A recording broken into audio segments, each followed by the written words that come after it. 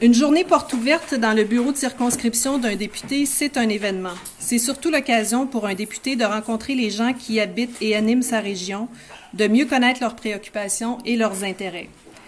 Aujourd'hui, le député Luc Thériault annonce officiellement la mise en ligne d'une pétition, une pétition contre le projet de l'oléoduc Énergie-Est. Tous les citoyens qui, depuis le 19 octobre, cognent à la porte ou me sollicitent, m'interpellent parce qu'ils ont besoin de leur député, je ne regarde pas leur couleur de chemise, puis je leur demande pas s'ils ont voté pour moi. Et ça, moi, je trouve ça très important. Après plusieurs recherches sur le projet d'Énergie-Est et après avoir compris son impact sur le Québec, tant au niveau écologique qu'environnemental, tel que le danger potentiel de polluer nos cours d'eau potables, la perte en partie de nos terres agricoles, qui sont fertiles et productives, disons-le, et par le fait même, l'augmentation de la production de pétrole.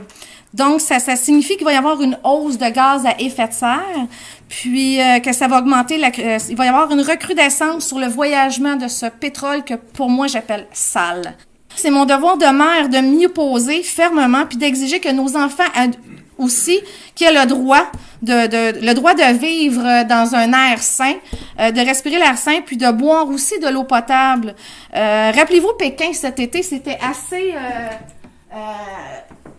pas intolérable, mais c'est la pollution qu'il y avait dans l'air à Pékin. Fait que moi, je lance le défi, comme à M. Trudeau, pour quelques milliers de dollars, parce qu'on parle d'une raison économique, pour de l'argent, qui serait prêt à boire de l'eau qui est transformée, disons, là, on se comptera pas de mentir. Moi, je suis pas prête, puis je prendrai pas la responsabilité de faire boire ça à mes enfants, ni de les baigner, de leur donner, de les laver dans cette eau-là. Je tiens à souligner l'importance de bloquer ce projet qui pourrait s'avérer catastrophique à bien des égards. Non seulement l'éventualité d'une fuite chez un producteur voudrait dire la fin de l'exploitation agricole dans le secteur touché, mais aussi un désastre sur le plan environnemental. Contamination des sols, des cours d'eau et des puits, destruction de la faune et de la flore environnante. Il serait aberrant de voir que le gouvernement n'apporte pas son soutien à notre industrie alors qu'il est prêt à investir des millions de dollars dans l'aérospatiale, une industrie qui a le même poids économique que le secteur agricole. Moi, quand on me parle de redevance, il n'y a rien qui me séduit dans tout ça. Je peux pas comprendre l'engouement pour de l'argent, pour des jobs qui vont donner de l'argent, si en bout de ligne, on n'a plus de place pour vivre.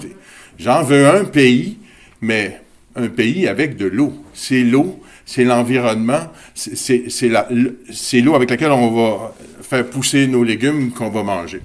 Ça me fait plaisir là, d'appuyer cette démarche-là, puis comme plusieurs l'ont mentionné, c'est vraiment pas une question de couleur, puis on espère vraiment que des gens de tous les horizons vont appuyer ce genre de démarche-là, puis nous aussi on va le faire, peu importe la bannière, peu importe qui va être le porteur, si ça va dans le sens du bien commun, puis dans le sens de bloquer des projets néfastes pour la société, ça va nous faire plaisir de les appuyer. Il faut absolument que dans ce projet-là, on puisse parler d'une seule voix et dire haut et fort, c'est non à TransCanada, au projet d'Énergie-Est.